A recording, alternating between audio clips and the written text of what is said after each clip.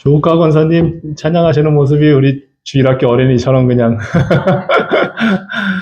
이 정말 천국을 열어주실 그 하나님을, 그 은혜를 우리가 찬양했습니다. 얼마나 복되고 기쁜지 모릅니다.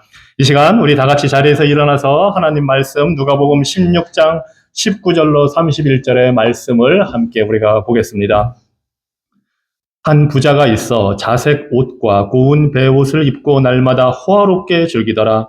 그런데 나사로라 이름하는 한 거지가 헌데투성이로 그의 대문 앞에 버려진 채 그 부자의 상에서 떨어지는 것으로 배불리려 하매 심지어 개들이 와서 그 헌데를 핥더라. 이에 그 거지가 죽어 천사들에게 받들려 아브라함의 품에 들어가고 부자도 죽어 장사되매 그가 음부에서 고통 중에 눈을 들어 멀리 아브라함과 그의 품에 있는 나사로를 보고 불러 이르되 아버지 아브라함이여 나를 긍휼히 여기사 나사로를 보내어 그 손가락 끝에 물을 찍어 내 혀를 서늘하게 하소서. 내가 이 불꽃 가운데서 괴로워하나이다. 아브라함이 이르되 예 너는 살았을 때 좋은 것을 받았고 나사로는 고난을 받았으니 이것을 기억하라. 이제 그는 여기서 위로를 받고 너는 괴로움을 받느니라. 그뿐 아니라 너희와 우리 사이에 큰 구렁텅이가 놓여 있어 여기서 너희에게 건너가고자 하되 갈 수 없고 거기서 우리에게 건너올 수도 없게 하였느니라. 이르되 그러면 아버지여 구하오니 나사로를 내 아버지의 집에 보내소서. 내 형제 5이 있으니 그들에게 증언하게 하여 그들로 이 고통받는 곳에 오지 않게 하소서.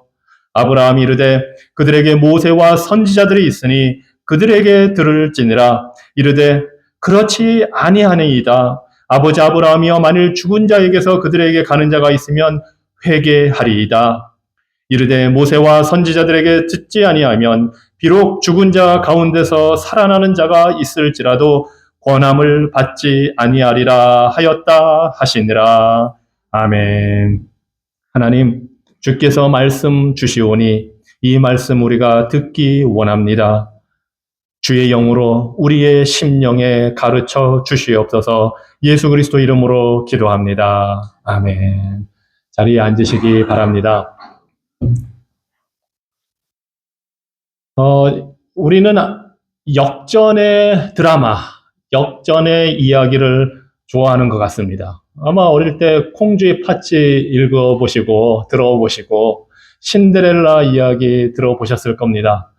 아마 고생하고 계모에게 고생하고 그렇게 어렵게 하다가 어느 순간 왕자님을 만나서 화려하게 변화되어서 성공한 삶을 살게 됩니다. 왠지 그런 이야기를 들으면 우리도 뿌듯해지고 기뻐하게 됩니다.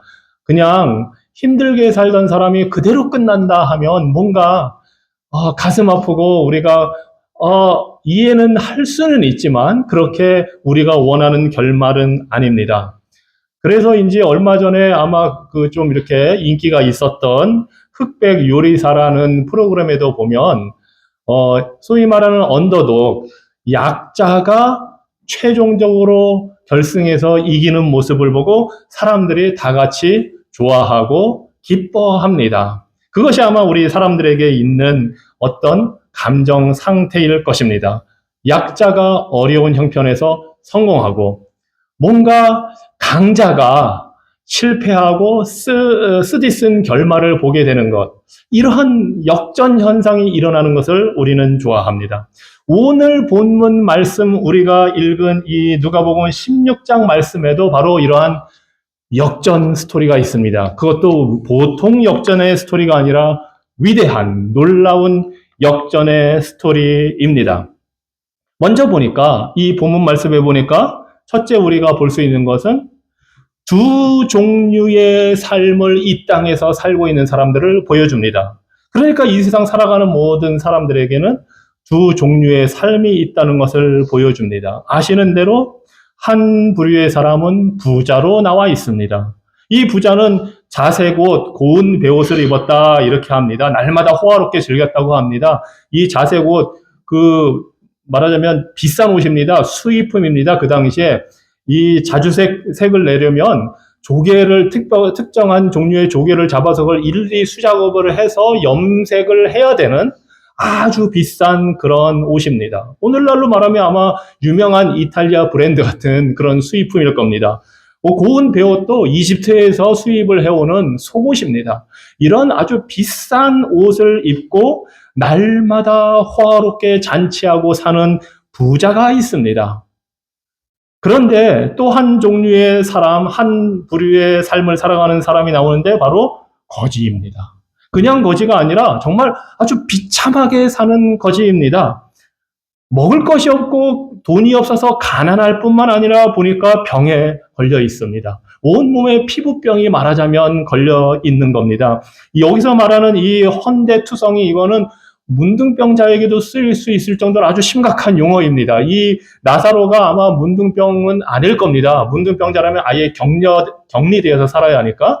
아무튼 심각한 피부병에 쉽게 고칠 수 없는 병에 걸려 있었고 가난했고 먹을 것이 없어서 사람들이 이 사람을 대문 앞에, 이 부자의 대문 앞에 그냥 버려두고 갔습니다. 그곳에서 그나마 좀 얻어먹게 하려고.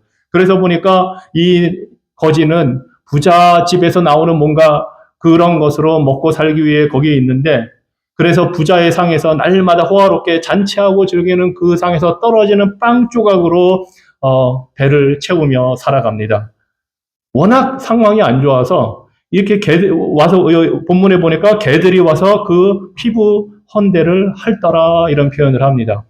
이 사회는 유대인 사회입니다. 유대인 사회에서 개는 매우 부정한 동물, 짐승입니다. 그런 존재들이 와서 오늘날로 표현할 수 있는 애완견이 아니라 그냥 동네에 돌아다니는 그러한 개들입니다. 그런 개들이 와서 핥을 정도로 이 거지의 상황은 비참합니다. 대다수의 사람들은 이렇게 양극단의 삶을 살지는 않습니다. 예수님께서 이 비유를 통해서 보여주시는 이 두 종류의 삶은 우리 모두가 이 중간 어디에 위치해 있음을 보여줍니다. 하지만 두 대조적인 사람의 삶을 통해서 우리의 삶에 살아가는 모습이 어떤지를 지금 보여주고 계십니다. 이 두 사람은 공통점이라고는 정말 없습니다. 한 사람은 굉장한 부자이고 한 사람은 아주 가난해서, 한 사람은 호화롭게 살고 건강했을 겁니다. 건강에 좋은 모든 그런 걸 잘 먹고 살 것이고, 다른 한 사람은 제대로 먹지도 못하고 병에 걸려 살아가는 이런 상태입니다. 공통점이 하나 있다면 이들은 유대인들이고, 예수님께서 이 비유를 유대인들에게 말씀하셨기 때문에, 그리고 이들은 다 죽는다는 것입니다. 이 세상에 살아가는 모습은 다 각각이고, 누구는 부자로 살고 누구는 평범하게 살고 누구는 가난하게 살 수 있지만 이들은 다 죽음을 공통적으로 맞게 된다는 사실입니다. 이것이 오늘 본문이 우리에게 가르쳐주는 첫 번째 교훈입니다. 이 극단적인 두 종류의 삶을 살던 이 사람들이 다 죽게 된다는 것입니다. 이 세상에서는 매우 다른 형태의 삶을 살 수 있지만 죽음이 있다는 것입니다. 자, 그러면 죽음으로 이 모든 게 끝나느냐?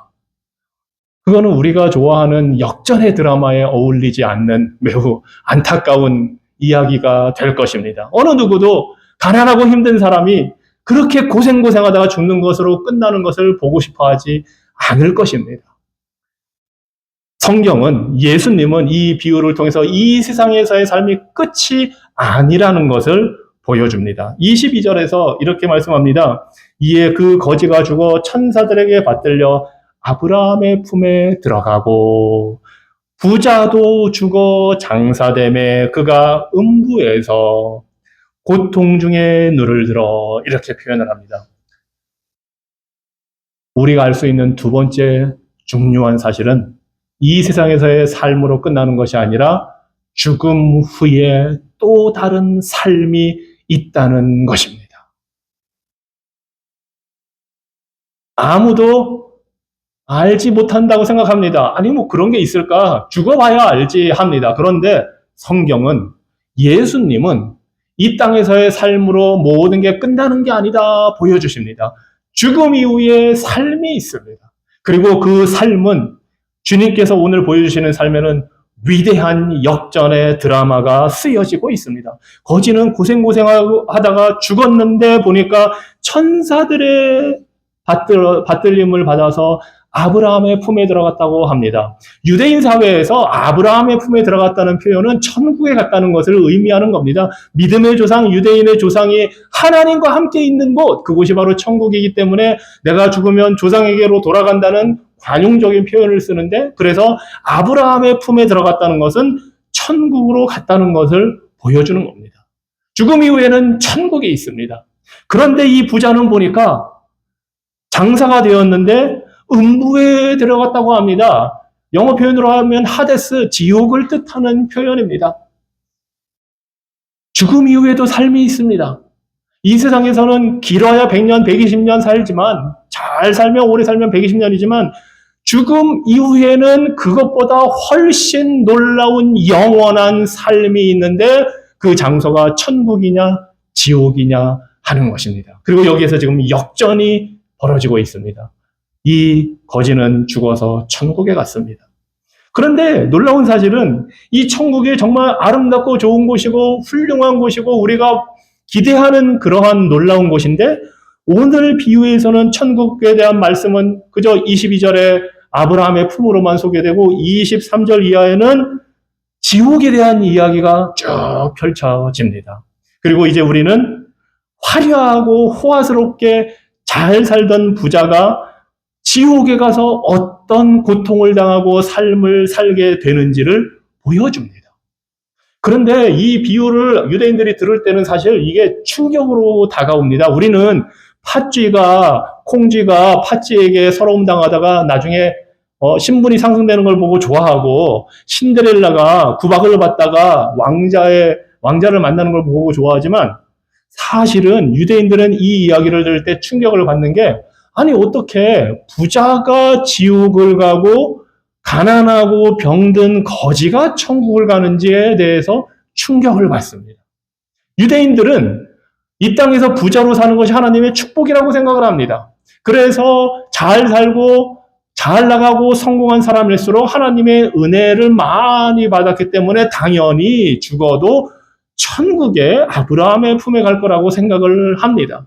이 거지처럼 힘든 삶을 사는 사람들은 복을 받을 만한 자격이 없거나 그럴 만한 역할을 하지 못하고 뭔가 죄가 있으니까 그렇게 살았을 거라고 흔히 생각들을 했습니다. 그래서 이 거지가 천국에 갔다는 게 당시 유대인들에게는 충격으로 다가올 만한 이야기입니다. 그리고 여기에서 예수님의 가르침이 있습니다. 왜 유대인들의 예상과는 다른 그러한 역전 현상이 일어나는지를 이 지옥에 가 있는 부자를 통해서 보여줍니다. 이 부자가 고통 속에서, 지옥의 그 고통 속에서 눈을 들어서 아브라함 그리고 그 품에 있는 거지를 봅니다. 그리고 호소합니다. 아버지 아브라함이여, 나를 긍휼히 여기사, 나를 불쌍히 여기사. 지옥에 가도 다 알고 있다는 겁니다. 이 부자는 유대인이었기 때문에 아브라함이 조상이라는 걸 알고 있었고, 지옥에 가서도 아브라함을 압니다. 지옥 가면 모든 걸 까먹거나 그냥 아무 생각이 없는 게 아닙니다. 지옥에 가서 그대로 다 모든 것을 알고 있습니다. 심지어 고통을 당합니다. 굉장한 고통을 당하기 때문에 지금 아버지 아브라함이여 하고 부릅니다. 당연히 유대인들은 아브라함이 민족의 조상이니까 아버지라고 부릅니다. 자신이 유대인의 혈통이라는 것을 지금 호소하고 있는 겁니다. 내가 왜 지금 이 지옥에 와 있는지 이해가 되지 않습니다. 아버지 아브라함이여, 나는 유대인입니다 하고 호소하는 겁니다. 그리고는 부탁합니다. 나사로를 보내서 그 손가락 끝에 물을 찍어서 내 혀를 좀 적셔 주시옵소서. 지옥에 대한 가르침이 성경에 곳곳에 나와 있지만, 사실은 지옥에 대해서 누구보다도 말씀을 많이 하신 분이 예수님이십니다. 돈에 대해서, 지옥에 대해서 말씀하신 분이 예수님이십니다. 그리고 이 비유 역시 예수님께서 말씀하시면서 지옥 불꽃 가운데, 내가 이 불꽃 가운데에서 괴로워하나이다. 제발 물 한 방울을 저에게 적셔서 좀 혀를 시원하게 해 주시옵소서 하고 호소하는 이 부자의 모습을 통해서 그 지옥이 어떠한 곳인지를 우리에게 짐작할 수 있게 보여주십니다. 도대체 어떤 곳이길래 이럴까? 우리가 한번 화면을 보겠습니다. 안타깝지만 이번에 LA에 산불 난 그 장면 중에 하나입니다. 우리가 보기에도 산에 불이 저렇게 타고 있는 모습이 정말 끔찍해 보입니다. 저런 불이 동네로 점점 가까이 온다는 게 정말 무서운 일입니다. 그 다음 화면도 보실까요? 집이 불타고 있는 장면입니다. 예. 제가 이 말씀을 보면서 지옥의 불꽃 가운데 고통을 어떻게 그나마 우리가 이해할 수 있을까 해서 고른 그냥 사진 중에 몇 장면일 뿐입니다. 이런 불꽃 같은 고통 가운데에 지금 이 부자가 있습니다.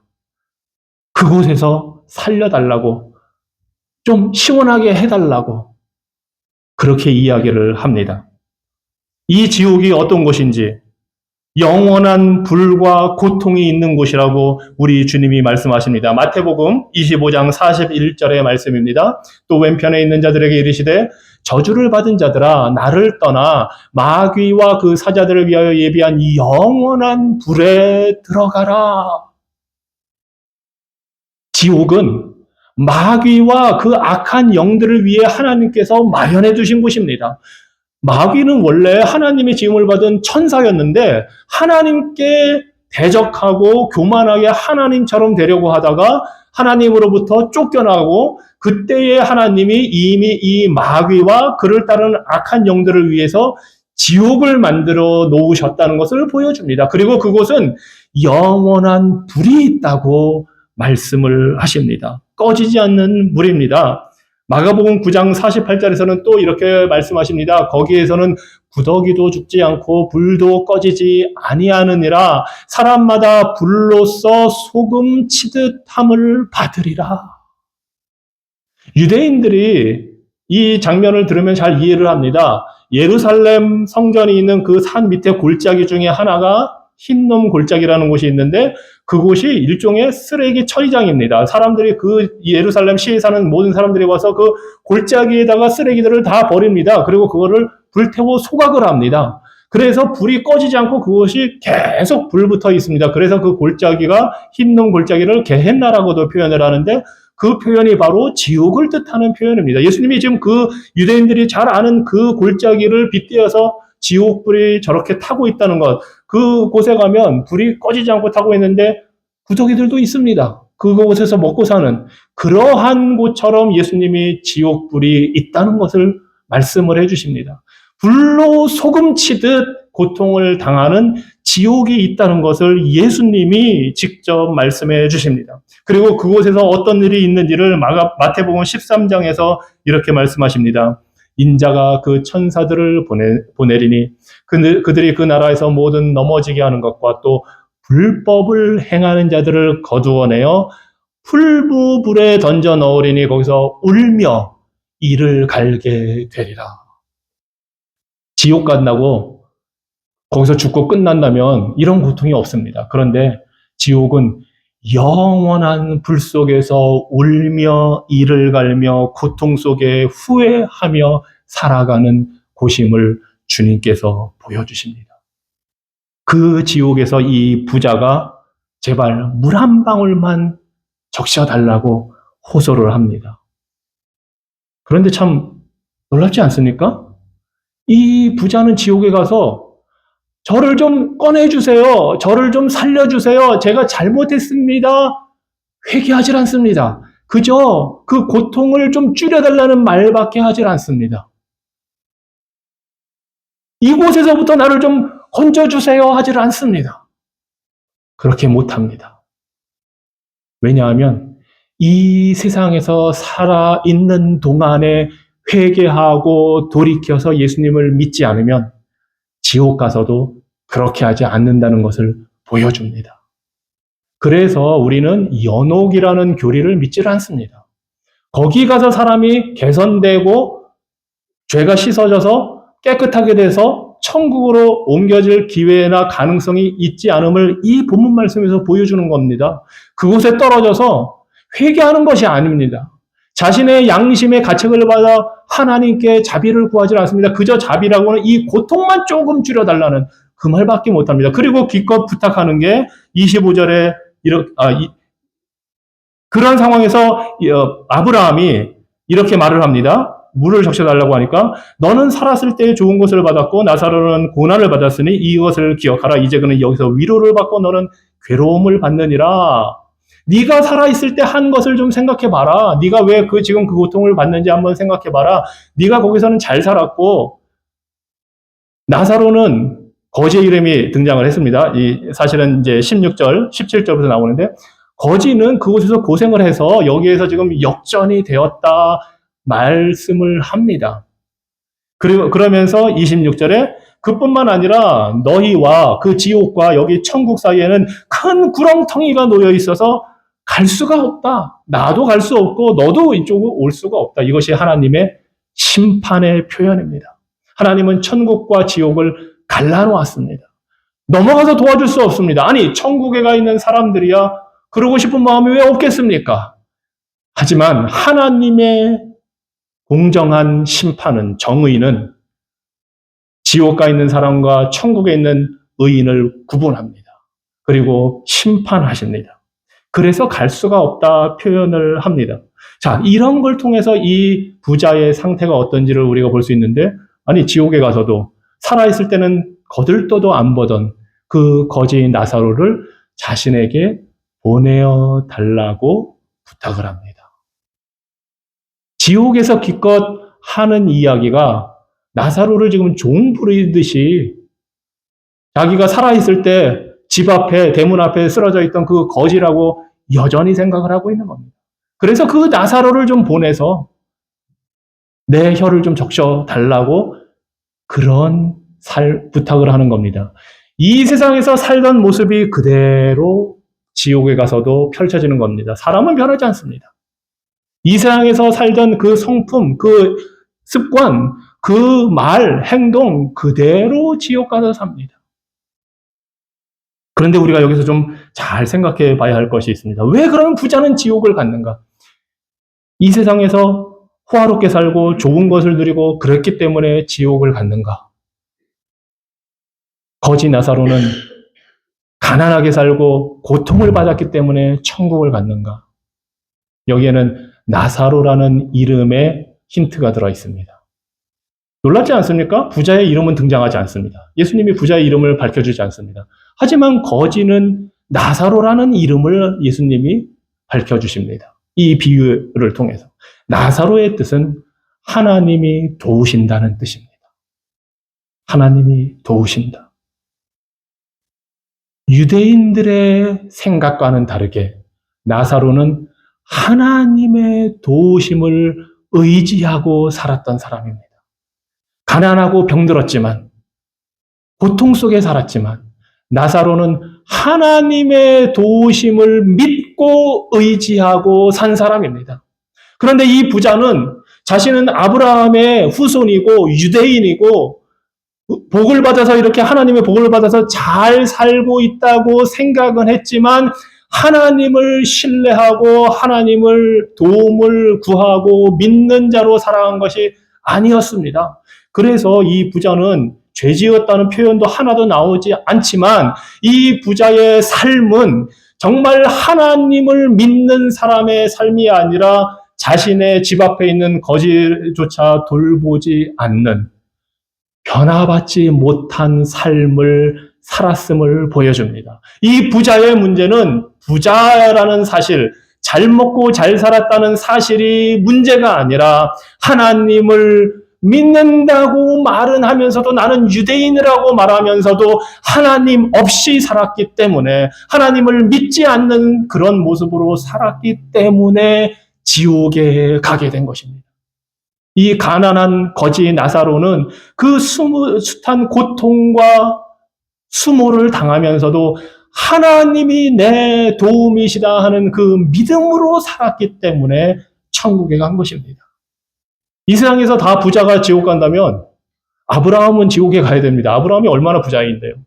성경의 인물들 중에 부자 많습니다. 욥도 부자였고 하지만 그들은 믿음으로 천국에 갔습니다. 아브라함이 여호와 하나님을 믿으니 여호와께서 이를 의롭게 여기셨더라 하는 것이 창세기 15장 6절의 말씀입니다. 아브라함은 믿음으로 천국에 갔고 이 거지 나사로도 믿음으로 천국에 간 겁니다.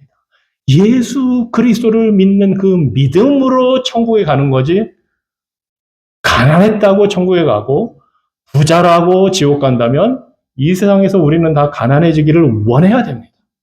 그렇지만 안타깝게도 제가 볼 때 가난해지기를 원하는 사람 없습니다. 부자이든 가난하든 누구나 다 부유해지기를 원합니다. 이것은 단지 재산이 많은 사람들만의 문제가 아닙니다. 재산이 많든 적든 중요한 것은 하나님이 살아계심을 온전히 믿고 그 아들 예수 그리스도가 우리의 구주임을 믿고 변화된 모습으로 살아서 하나님이 주신 그 재산, 물질을 이 불쌍한 거지 나사로를 돕고 함께 나누는 데 쓰느냐 안 쓰느냐의 삶으로 믿음을 보여줄 때에 그 사람이 천국에 가는 것이지, 나는 교회 다닌다고 말하고 교회 가서 예배 드린다고 하는데 그 삶이 믿음의 모습을 나타내지 못한다면 믿음이 없는 자라고 우리 주님이 보십니다. 요한일서 3장 17절에서 이렇게 말씀하십니다. 누가 이 세상의 재물을 가지고 형제의 궁핍함을 보고도 도와줄 마음을 닫으면 하나님의 사랑이 어찌 그 속에 거하겠느냐. 유대인이라고 자부하면서 살았는데 이 부자는 이 형제 같은 유대인인 거지 나사로를 도와주지 않았습니다. 왜냐? 하나님의 사랑이 그 마음속에 없었기 때문입니다. 즉, 하나님의 사랑이 없다는 것은 하나님과 관계를 갖지 않았다는 것입니다. 하나님을 믿지 않았다는 것입니다. 그래서 이 부자, 이 잘 살던 사람은 지옥에 간 거고, 하지만 나사로는 그 가난 속에서 천대와 멸시를 받으면서도 믿음으로 살았기 때문에 천국에 들어간 것입니다. 그래서 우리가 이제 세 번째 중요한 교훈을 얻게 됩니다. 우리가 이 세상에서 어떤 삶을 사는가 하는 것은 우리가 무엇을 믿는가 하는 것을 보여줍니다. 우리가 예수님을 믿느냐, 정말로 나의 구주로 믿고 우리에게 주신 물질과 재능과 시간과 이 모든 것을 합당하게 쓰느냐, 그렇다면 우리는 천국으로 들어가는 자입니다. 하지만 교회는 다니고 이 부자처럼 나는 유대인이고 아브라함을 지옥에서 3번이나 아버지 아브라함이여 아버지여 아버지하고 부를 정도로 자신이 유대인이라는 사실을 아주 자랑스럽게 생각하는 사람인데 그는 믿음이 없었습니다. 성경이 보여주는 하나님, 예수 그리스도를 믿은 것이 아니라 자신이 가진 물질, 자신의 혈통, 자신의 성취, 성공, 업적을 믿고 산 사람입니다. 그래서 세 번째 중요한 교훈은 우리가 무엇을 믿느냐가 더 중요합니다. 우리가 예수님을 믿느냐, 예수님을 나의 구주로 믿고 사느냐, 순종하느냐, 그것이 우리의 영원한 삶을 결정하게 됩니다. 그리고 그것을 결정할 기회는 이 생에서밖에 없습니다. 죽어서는 못 바꿉니다. 그 사실을 이 부자의 이야기를 통해서 또 보여줍니다. 물도 줄 수가 없다고 하니까 27절에 다른 부탁을 합니다. 그럼 아버지여, 아브라함에게 부탁합니다. 구하노니 나사로를 내 아버지의 집에 보내소서. 지금 또 나사로를 지금 하인처럼 부리는 겁니다. 내 형제 5이 있으니 나사로가 그들에게 가서 증언을 해서 내가 지금 지옥에 와 있다는 사실을 좀 알려줘서 이곳에 오지 않게 말 좀 하도록 나사로를 보내달라고 부탁을 합니다. 그랬더니 아브라함이 이렇게 말을 합니다. 그들에게 모세와 선지자들이 있으니, 즉 구약 성경이 있으니, 이들은 유대인이니까 다 구약을 갖고 있거든요, 성경을. 그들에게 모세와 선지자들 구약 성경을 가지고 있으니 그 말씀을 들어라, 이렇게 말을 합니다. 그랬더니 30절에 이 부자가 말합니다. 그렇지 않습니다. 자신의 삶을 돌이켜보니까 자신이 안 믿었거든요, 성경을. 그렇지 않습니다. 아버지 아브라함이여, 만일 죽은 자가 그들에게 살아가면 회개할 겁니다. 이 부자는 어떻게 해야 구원받는지를 알고는 있었습니다. 회개해야 한다는 것을 알고 있었습니다. 구약 성경을 읽고 하나님을 믿고 메시아 보내주실 예수 그리스도를 믿고 회개해야, 즉 삶을 변화시켜서 돌이켜야 물질만 의지하고 물질만 자랑하고 부와 자신이 성취한 성공만을 자랑하고 사는 것이 아니라 그런 것에서 돌이켜서 예수님을 믿고 회개해서 돌이켜서 변화된 삶을 살아야 천국 간다는 것을 이 사실을 통해서 지금 알고 있는 겁니다. 그러니 좀 나사로가 죽었는데 살아서 가면 충격을 받고 기적을 보고 믿을 거라고 합니다. 그런데 아브라함이 이렇게 말합니다. 구약 성경을 안 듣고 안 믿으면, 모세와 선지자들을 듣지 않으면 비록 죽은 자가 다시 살아서 가서 말을 해도 받지 않을 것이다 합니다. 기적이 믿음을 만들지 못합니다. 기적이 믿게 하는 것이 아니라 말씀이 믿게 합니다. 성경 말씀을 믿지 않으면 아무리 기적을 봐도 믿지 않습니다. 놀랍게도 예수님이 주신 이 비유의 이름, 거지의 나사로라는 이름이 놀랍게도, 물론 동명이 많이 쓰이는 이름이기 때문에 그렇겠지만 예수님이 요한복음 13장에서 살려주신 나사로의 이름과 똑같습니다. 예수님의 친구, 예수님이 사랑하는 친구 나사로가 죽었을 때 예수님이 4일 동안 기다렸다가 죽은 걸 확인하고 가서 살려주셨습니다. 그것을 보고 많은 유대인들이 놀랐는데, 그래서 예수님께 오기도 했는데, 심지어 유대 종교 지도자들은 그 나사로를 죽이려 했습니다. 예수님의 인기가 올라간다고. 나사로가 살아났다고 해서 사람들이 예수님을 믿게 된 게 아닙니다. 아니, 예수님이 죽었다가 살아나셨는데 기껏해야 그 유대인들 중에 믿은 사람이 120명 정도, 갈릴리 지역에서 500명 정도밖에 되지 않습니다. 예루살렘 인구 적으면 5만 명, 많으면 7만 5천 명 중에 약 1%도 안 되는 사람들만 예수님 부활하신 후에 믿었습니다. 성령의 강림 후에 오순절 때 복음을 전해서 3천 명이 믿게 되었지만 그 당시에 모여있던 25만 명, 50만 명 유대인의 숫자에 비하면 부활하신 예수님을 믿은 사람은 매우 적습니다. 기적이 믿음을 낳게 하는 게 아니기 때문입니다. 오직 말씀으로, 성경 말씀을 믿을 때, 예수 그리스도의 말씀을 믿을 때에 천국에 갈 수 있는 길을 걷게 되는 것입니다. 그래서 우리는 결단해야 됩니다. 살아있는 이 순간에 우리는 언제 죽을지 모릅니다. 언제 재해가 닥칠지, 언제 무슨 일이 닥칠지 모릅니다. 이 살아있는 순간에 예수님을 나의 구주로 믿느냐, 나사로처럼 하나님만 나를 도우실 수 있다고 믿느냐, 하나님만 나를 구원하실 수 있다고 믿느냐, 하나님만 내 죄가 아무리 커도 나의 죄를 용서하실 수 있는 분이라고 믿느냐, 그 믿음으로 우리는 천국에 가게 되는 겁니다. 저는 여러분이 이 살아있는 순간에 결정하기 원합니다. 기도합니다. 왜냐하면 우리가 사는, 이 땅에서 사는 날은 길어봐야 100년, 정말 길어봐야 120년이지만 두 번째의 삶은 영원한 삶이 될 것이기 때문입니다. 그 영원한 삶을 어디에서 살지는 바로 이 순간 우리가 이 땅에 살아있을 때에 결정이 됩니다.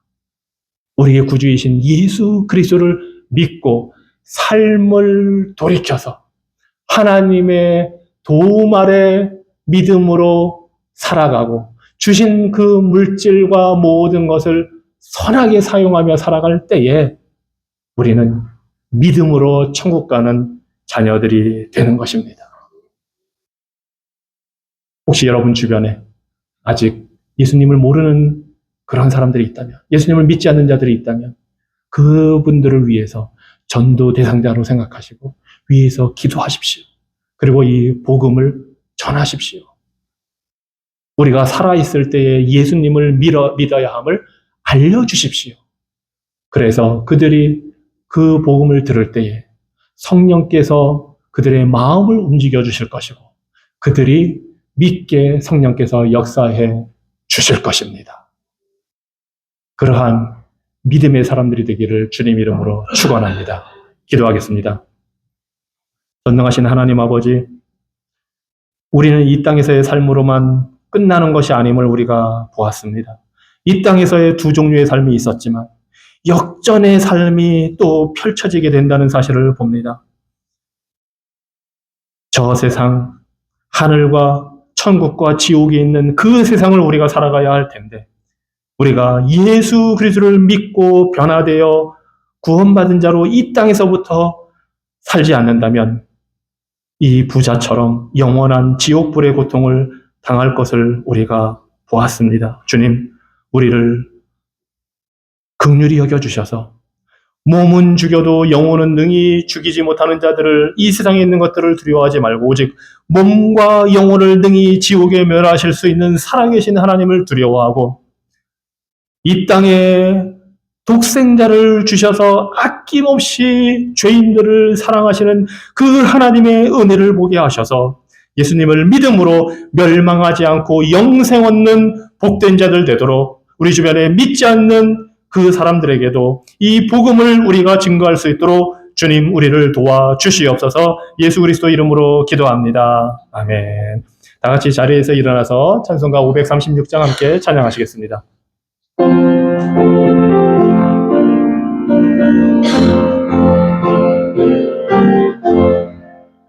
죄짐에 눌린 사람은 다 죽게 나오라.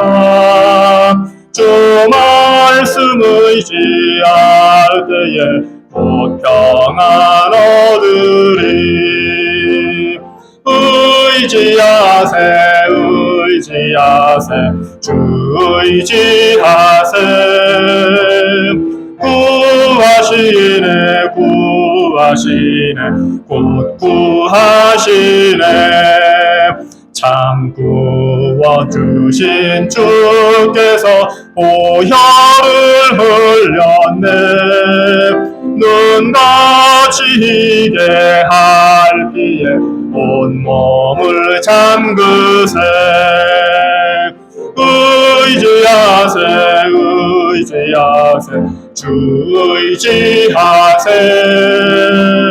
구하시네 구하시네 곧 구하시네. 길 되신 우리 구세주 늘 인도하시네. 너 지체 말고 믿으면 참 복을 받겠네. 의지하세 의지하세 주 의지하세. 구하시네 구하시네 곧 구하시네. 온 성도 하나 되어서 영광 길 걸으면 한없는 은혜 받아서 영원히 누리리. 의지하세 의지하세 주 의지하세. 구하시네 구하시네 곧 구하시네.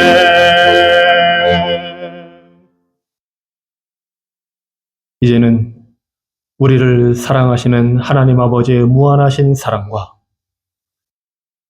우리를 위해 이 땅에 오셔서 구원의 소망을 주신 독생자 예수 그리스도의 은혜와 우리에게 예수 그리스도를 믿음으로 천국 가도록 역사하시는 성령 하나님의 능력과 위로와 교통하심이 이 땅에서 예수 그리스도를 믿음으로 변화된 삶을 살아 천국 가는 백성 되기를 소원하는 주의 자녀들과 가정과 교회와 모든 가족들 위해 이제로부터 영원토록 함께 계시기를 축원합니다. 아멘.